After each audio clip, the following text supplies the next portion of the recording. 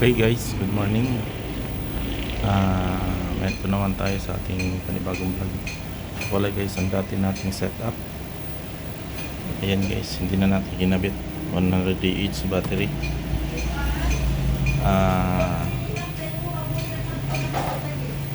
Pinatay na natin kasi meron tayong bago. Ito, bongga. Dalawang 280 Ah na 12 volts battery, siniris natin. At hybrid inverter na HNY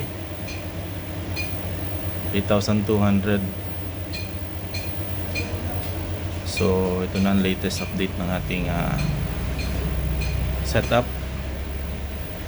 3200, may limang 600 watts na panel at ang kinukonsumo natin ngayon alas 8 is 442. Gamit yan ay dalawang freezer. Ayan guys, malinis na siya. Ayan. So bali ito walang panel. Bibilan natin to ng panel na kahit dalawa, tatlo pang kailangan ko panel, isa lang gagamitin dito na 600 watts. So thank you guys sa panonood. Sulit na sulit ito guys, napakaganda.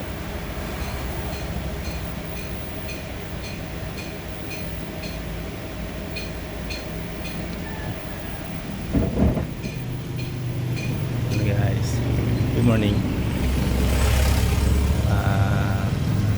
Ito, pinapagana na natin to siya. Ito. Magana na. Saka ito. Pati ang aircon natin, magana na rin. Magdamagan ang aircon.